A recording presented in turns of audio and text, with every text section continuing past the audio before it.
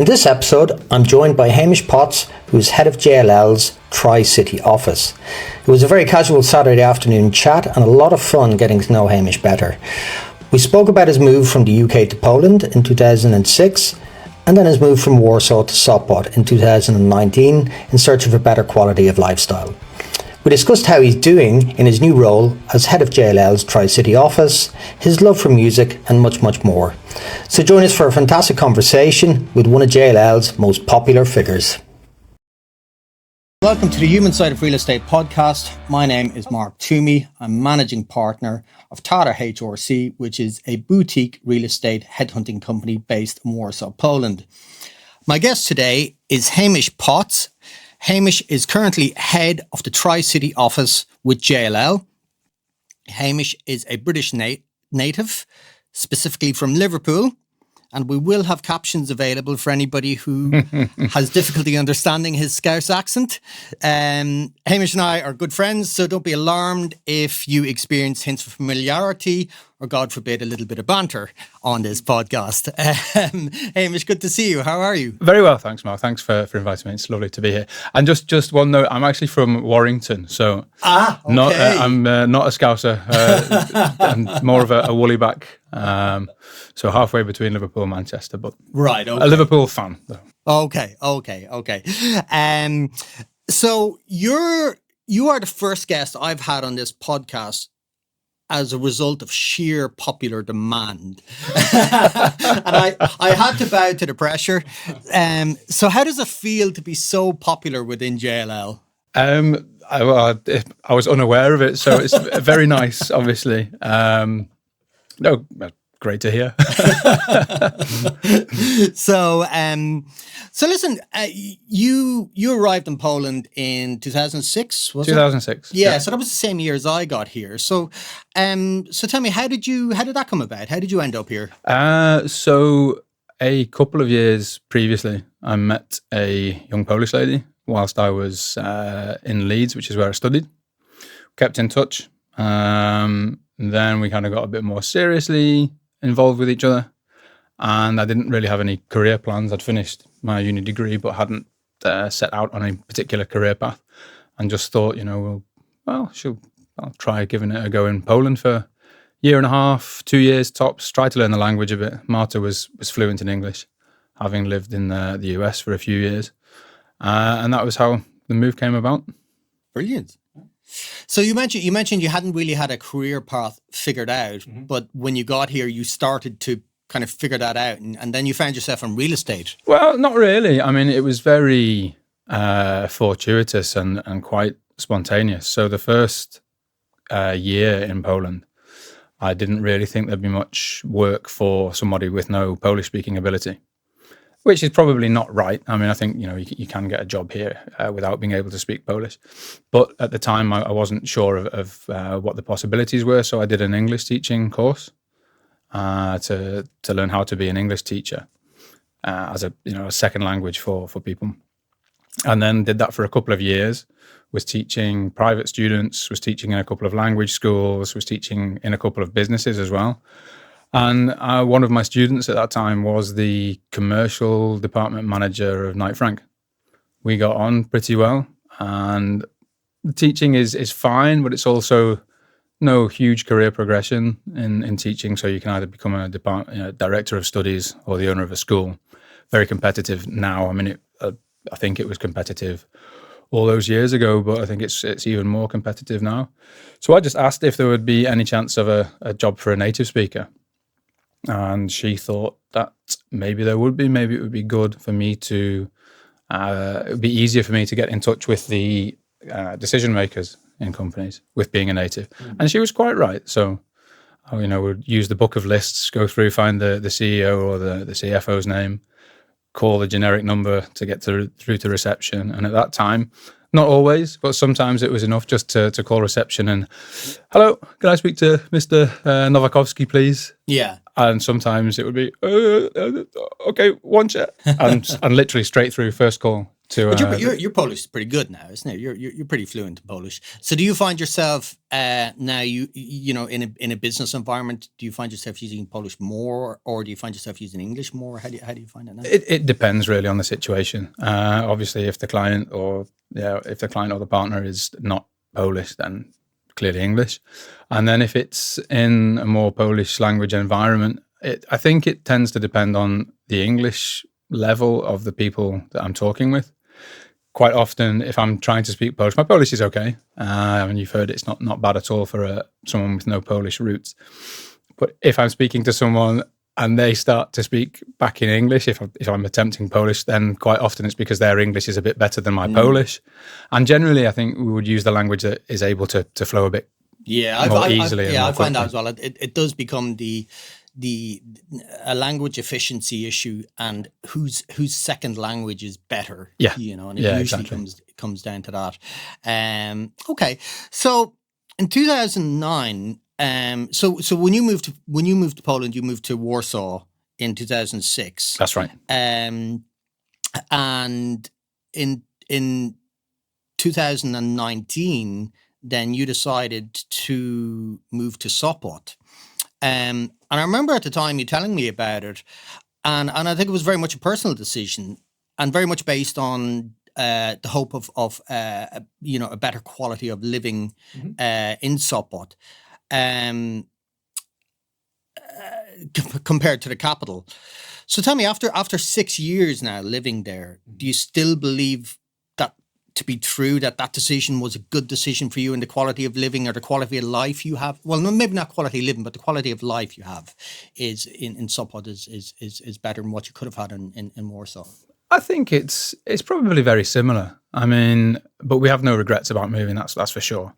We took the decision because just after our first child was born was a year of a big explosion of information about the poor air quality in Warsaw. So we put up with that for a couple of years, but we had the apps and we were told it was, not a great idea to take very young kids outside at the weekends, for example. So we put up with that for a couple of years, but then decided, if we can move and we're able to, we should do, because in the future, if something happened, and the kids had lung problems, then, we'd never be able to forgive ourselves. So by the time we actually moved, we had 2 kids as well. We had Natalia as well. And we thought about going back to the UK. But that was pretty soon after the Brexit referendum. So anti-foreigner sentiment wasn't wonderful. And there's the British weather to contend with. We thought about maybe going to Canada as well, but it's very far away. So you mean like the anti-foreigner sentiment in the UK? Yes. Right. Okay. Yes. Yeah. So I didn't really want to put Asha through that at the time, and also didn't know what it would be like for the kids. Little Polish kids. Yeah. Lots of Polish people have gone to the UK and don't have any problems. So maybe it would have been fine. But in the end, I managed to get a job with the Olivia Centre. So the move up to Tricity seemed like a good one. Not too far away from the mother-in-law. Maybe not far enough away. But in terms of, not obviously, moving house is a big deal anyway. Moving to a different city is, the next level up probably. But I think staying in the country was probably good. I managed to keep a lot of connections within the real estate industry. I still managed to, keep in touch with my friends that are here in Warsaw. So it was a nice balance in the end. And in terms of the change and the quality of life, it's difficult to say without, having done 2 things at once, having stayed here or gone. Yeah. I go surfing here in the morning, which I'm quite envious of seeing your Instagram posts. That's surfing in the morning. True. I've been skimboarding a couple of times before going to work, and yeah, it's nice. When the kids are a certain age as well, your kind of evening social life that was previously geared towards going to bars or to clubs or going out with friends, it changes a lot, doesn't it? You know yourself. You tend to spend a lot more time with other people that have kids of the same age or a similar age, and you do outdoorsy stuff when the weather's decent. And there in Tri-City, it's great. In Sopot, it's very nice. We're not too far from the beach. So in summer, down at the beach a lot, even if it's just a few hours at the end of the day or a couple of hours in the morning at the weekend, and then go on to do something else. It's really cool.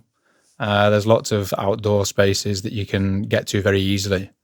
There, I think maybe if we'd gone through the same stage of life with the kids here, we lived close to Park Krashinsky, not too far from the river, so there's plenty of places here as well.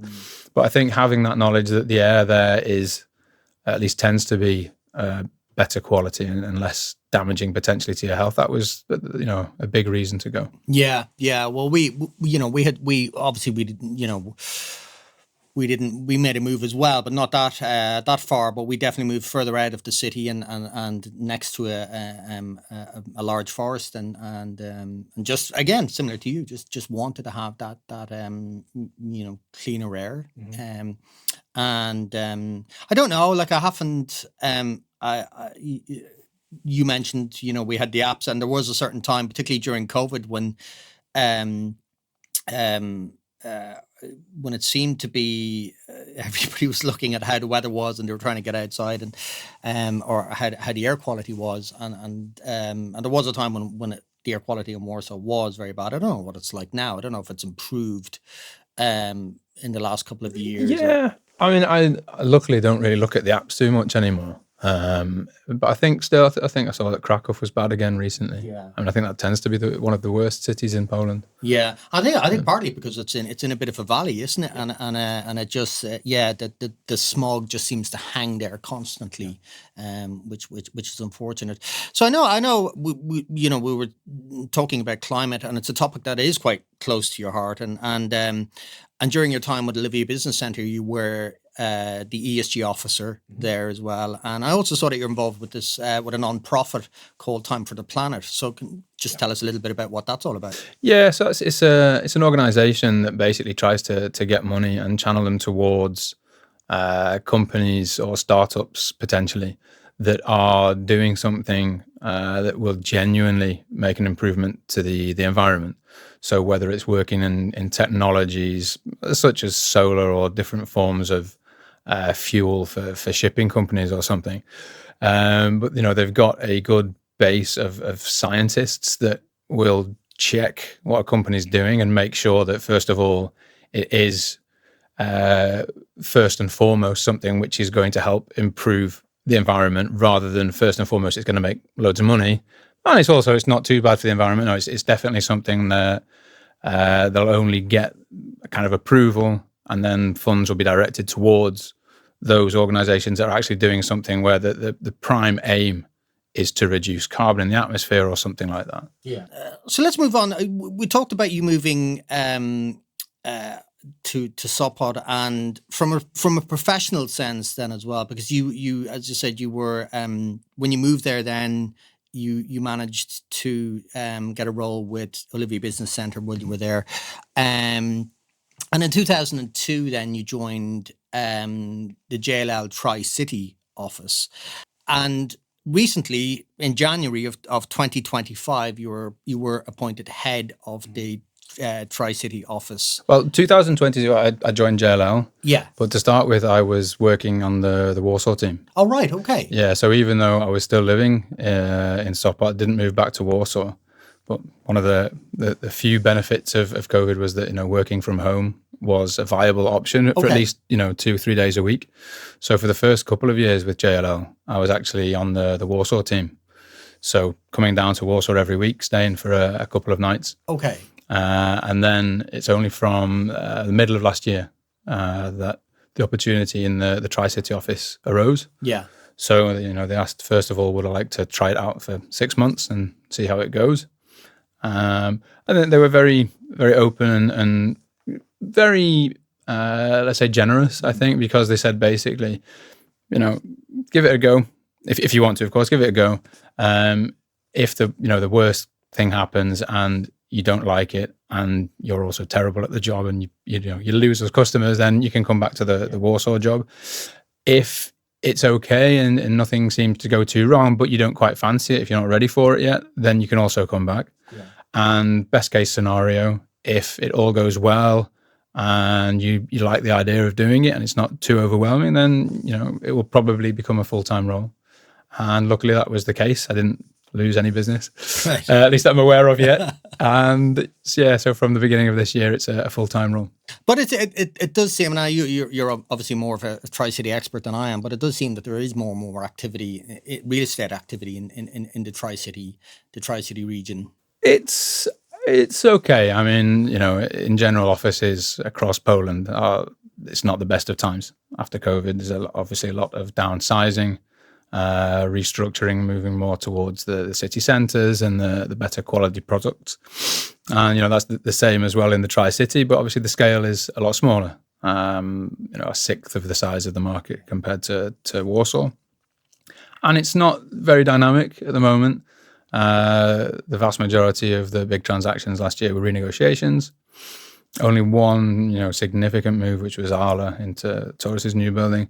That's really nice. It's shown that there are companies that are willing to pay more to go into a nice new building. So there are signs of hope. But yeah, it's not wonderful though. Yeah. Okay. Well, coming back to your role. So this let's just call it the new role that you have from January 2025 as head of the Tri-City office. It definitely gives you more autonomy and more responsibility than you've had in previous roles. And I guess it's fair to say it's probably your first step into a leadership type of role. But you have had the opportunity to observe a variety of management styles throughout your career, previous companies that you've worked for. So, as you're developing your own approach, what are the key lessons you've learned from some of those experiences of the past? And more importantly, what are some of the things that you're mindful of avoiding to ensure a positive and productive environment within the JLL Tri-City team? Yeah, so as you mentioned, it's still a very fresh role for me, and as you mentioned, it's the first time I'm in a leadership role. So lots of this is either kind of theoretical, and it seems like a good idea. I've been doing some of the LinkedIn learning courses on management to get a bit of the theory behind what I should and shouldn't be doing. And although a lot of that is geared more, I think, towards people that are managing huge teams of hundreds of people, which is definitely not the case with me, there are some things which are relevant and are definitely appropriate for even managing a very small team like I'm doing.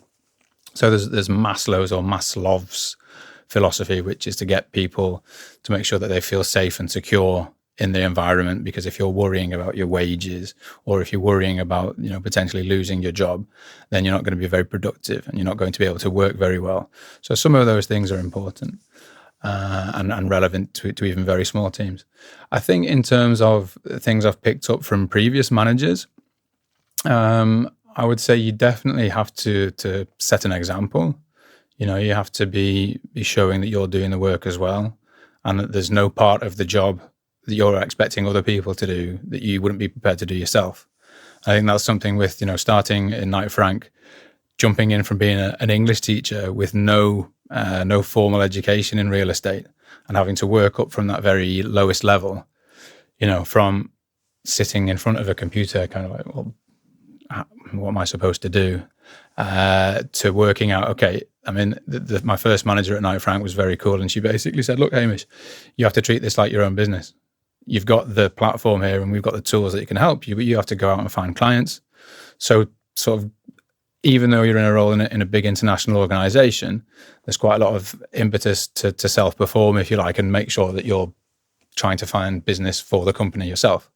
So being able to have that background of starting, junior broker level, of making cold calls, of shadowing senior colleagues on viewings and in meetings and in contract negotiations, it all means that now I'm in a position, hopefully, to understand what my team are going through at various points in the projects that they're leading. So I think leading by example and getting to the office on time, not being frightened of doing some cold calls and reaching out to people that you've never met before, I think that's quite important. I think as well, and this is something which is, I think, a challenge, I'm sure, for anybody who's leading teams of people. You have to strike a balance between leading from a distance to maybe over managing or micromanaging too much, potentially letting people make their own mistakes, because obviously as long as it's not something absolutely dreadful which loses your company a repeat client and gets you taken to court, then it might not be so bad for somebody to make a small error and then learn from it, rather than having the manager saying, well, no, not that, do a bit more like this, or not quite like that, without kind of getting on people's nerves too much. So that's something that I'm learning. And you're right, and that is just managing that distance between not appearing to be too aloof or disinterested, and not wanting to be, as you said, standing over the shoulder, micromanaging them, and finding that, and whatever with each individual you're managing there, I think you've got to, like, that distance can be closer or further away depending on the individual, because some people might need a little bit more time and attention, and then some people are actually set, just, I know what I'm doing, let me do it. Absolutely. And if you overstep that mark, it can even be seen as maybe undermining the trust that you have in their ability to do the job. So as you mentioned, it's very much case by case with different people. I remember some metaphor about a football manager. Well, it wasn't a metaphor, but it was talking about football management. The decent managers and the best coaches know that some players need an arm around the shoulder and a little, pep talk, whereas others need a proper bollocking to get the best out of them. So it's a bit like that. You have to be sure that it's definitely not a one size fits all approach to everybody within the team. And I think as well, one thing that I learned before getting this role in Tri-City office was about communication. And especially, I don't know whether it's more helpful, the fact that I'm working with people whose first language is Polish, and therefore it's quite natural to really make sure that you've communicated what you want to, and that you've understood properly what that person or the other members of a project team, for example, are telling you. But I don't think there's ever any harm in asking a few extra questions just to make sure that what you think you've said has been understood in that way. Yeah. It's been translated and understood. Absolutely. Yeah. So first of all, have you understood what this means word by word? Okay. Or have I understood what you're telling me word by word? And does it mean this though? I had one example a couple of years ago where we had instructions from an English-speaking client, and I was fairly sure I understood the extra instructions exactly, but my colleague interpreted it slightly differently, and we didn't really discuss, or we didn't really identify that there was this slight difference in perception of what we're supposed to do until it got to quite a critical time, very close to a deadline. And then, the pressure rate goes up and the emotions go up a bit. And then it was interesting because as well, whether this is the fact that I'm a bloke from the UK originally, and my perception of me keeping my emotions in control are very different from a Polish person's perception of what's losing your temper. So that whole episode made me realize that, what you perceive to be correct, or what you perceive to be a certain level of emotion, might not be the same as is perceived by other people. Yeah. And you have to be very sensitive to that, because it can be quite detrimental to a working relationship. And the worst that can happen is that you piss someone off so much that they don't want to work with you again. And you can't have that, obviously, if you're working for the same company and working for the same clients. When and this is like 16 years ago now, but I remember when I set up my own business and I started hiring people for my business, and I'd worked with some really, really good managers, and I'd learned a lot from them, and I picked up some really great things from them. But it was quite liberating as well when I launched my own business, because I was able to now say, okay, I was looking at some of the things that, there were some great things I picked up from them, but there were also some things that I didn't like. Mm-hmm. And I was such as no, it's just like maybe some of their style of management, and just some of the things that they did, or some of the things that they said, and the way they might approach things, and But it was quite liberating in the sense that, I was able to identify some of those things, and there were a few things, and I said, look, these are the things I do not want to repeat in my business. So that was quite liberating as well. So it just allowed me to say, okay, I'll take the good things that I've learned from you, but I was also aware of the things, that I didn't want to carry through, almost like in a kind of generational type of way.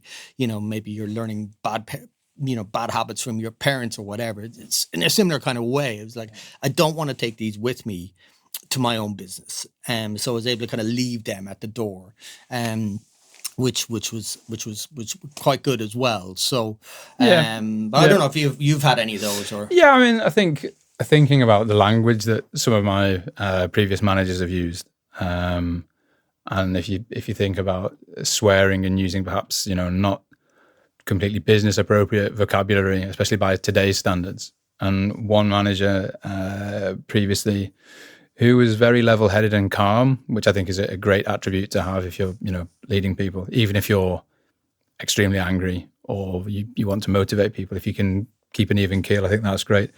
And with that particular person, he would occasionally use some slightly sweary vocabulary. But that kind of had the effect that if you heard him swear, it was, oh, so he's really serious about that. And that was, in a way, I thought that was quite good.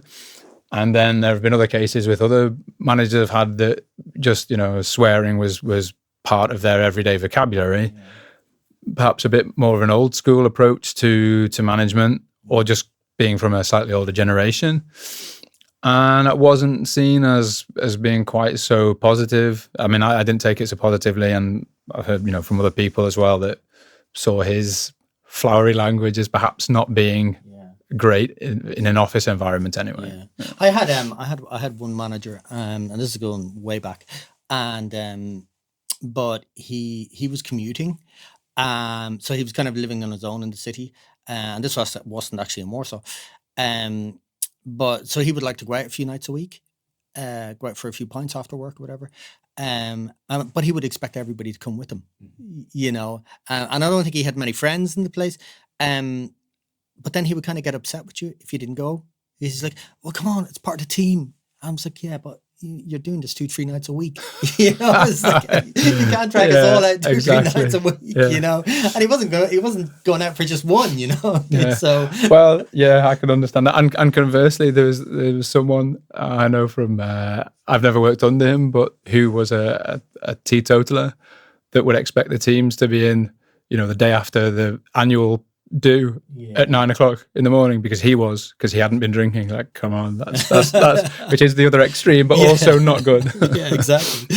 So now, Hamish, I've known you for a long time, and one thing I would never have described you as is a choir boy.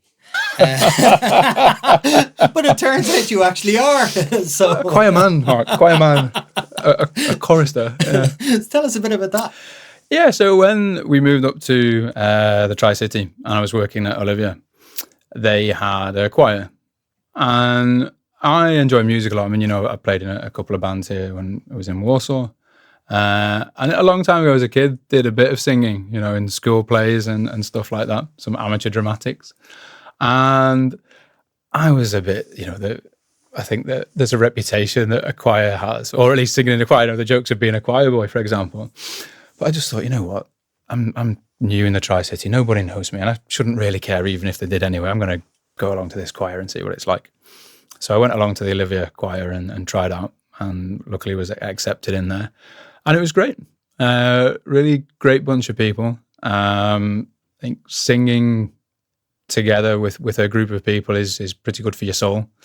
And I really, really enjoyed it. So did that for a few years, and I've since left the Olivia choir and joined another one based in Gdynia.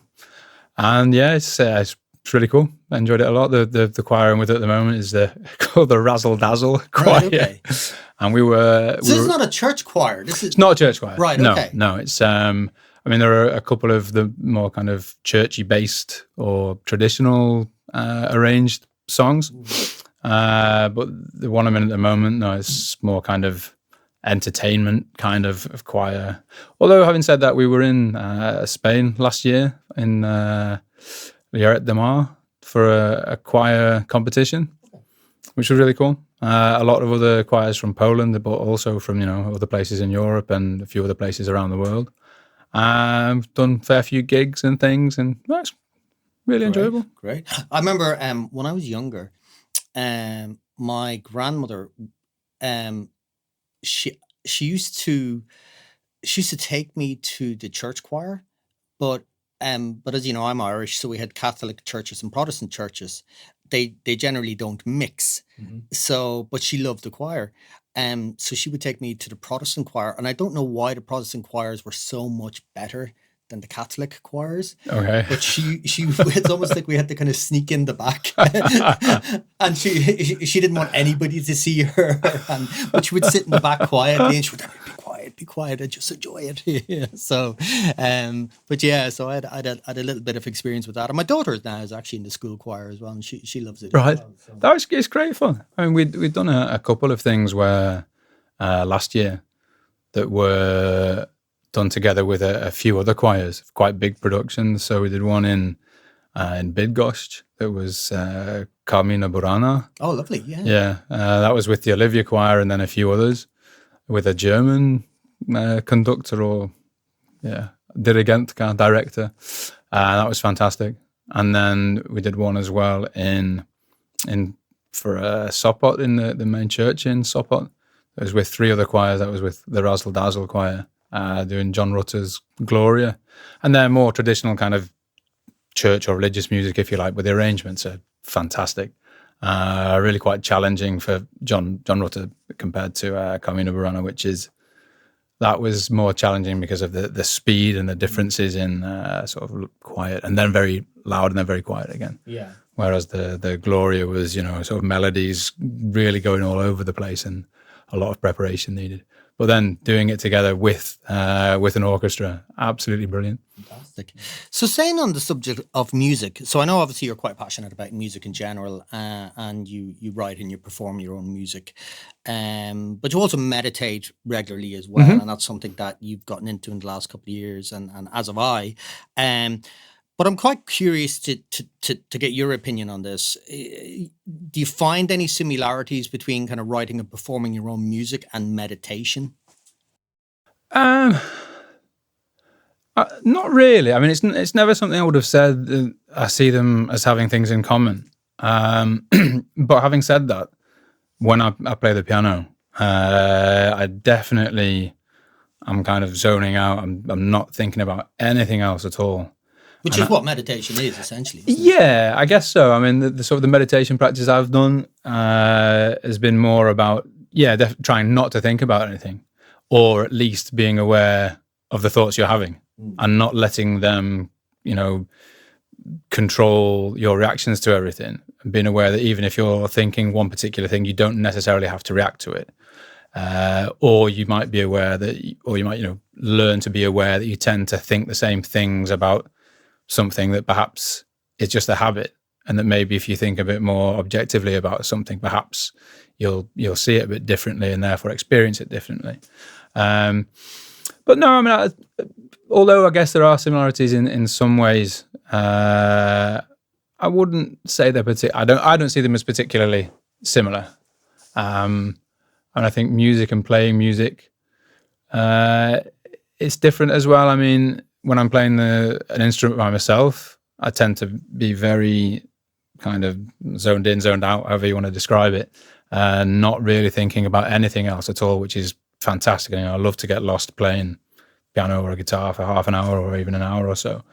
But then in situations where you're playing or singing with a group of people, then you are far more aware, especially, I mean, in the music groups I was playing in the bands, you're very aware of what the other musicians are playing and what the singer's doing. And with the choir as well, you have to be concentrating a lot because, it's not so simple. And you have to be very aware of, when you're changing or when you need to start or stop singing. But yeah, and I guess then with the meditation, I mean, maybe they are more similar. I'll have to think about it and let you know. It's with meditation as well. Like, the theory and the practice, I find difficult because I love the theory is great, and as you said, creating that space to decide how you respond to a situation. So you're having a thought, and you have that space to think, okay, well, this is, I can think about this and I can analyze it and I can, but then putting that, into a real time, live scenario, I find it more difficult to step back from a situation, maybe a tense situation, and to make that space, because you do just tend to react immediately, and that's, so you're through the meditation, you're learning to, the concept of responsibility is the ability to respond. And that's what you're learning through the theory of meditation, and that's what you're doing. But then carrying that ability to respond in a real time situation, that's difficult. Yeah, it is. But I think it does definitely help, with the more practice that you have. And if you can apply it, then, not just for that 10 or 15 minutes where you're sitting and consciously trying to think, or consciously trying not to think. I mean, if you can apply it in other situations, such as, going on stage and singing, or going on stage and playing an instrument, or if you're, speaking publicly, or you're speaking in a pitch meeting, for example, and it is quite nerve-wracking, at least, the first few times you do it, for sure. And I think that with the meditation I've done, it helps that you've been aware maybe that you're nervous, but you don't let that nervousness control the way you react. So I'm nervous, and I can't really do anything to stop being nervous. And in some ways, it's very good to be nervous. It means you're not taking things for granted and you're not too relaxed. But you can kind of put that nervousness just in a little, stand it next to you, and I'm nervous, but that is fine. But I can still, I'm confident enough in either I know the music well enough and I've practiced it enough that I can play it without mistakes, or I can sing it properly. I know the words and what I'm supposed to be doing, or I know what I'm talking about when it comes to this business pitch and what I need to tell the people that we're pitching to. So it is definitely helpful, but it's difficult. I mean, it doesn't come naturally at all. But I think I would definitely recommend it to anybody. I mean, I don't do it as much now as I should do. I mean, I started, I think, 4 or 5 years ago. And there was a time I was doing it every single day, and really just, benefited from it so much. See, here's the other thing. So I look at that. So I started doing it around about when COVID hit, around about 2020. And I thought of, at that time, obviously we had a bit more free time. I'm exploring different things, but hey, I think age comes into it as well, because we're a similar age, and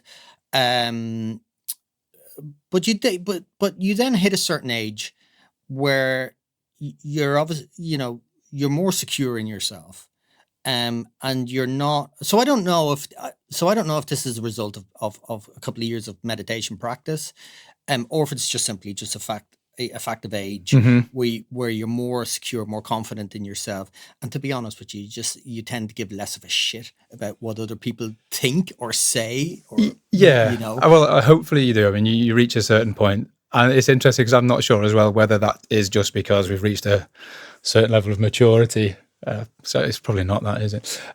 Or if that little bit of meditation practice has just allowed you to take a step back a bit and just, let yourself be yourself. But also, I think, you mentioned it, I think you get to an age where you naturally become a little bit more reflective, perhaps, especially if you've got a stable enough life and you have that space to kind of just sit and take stock of things a bit more.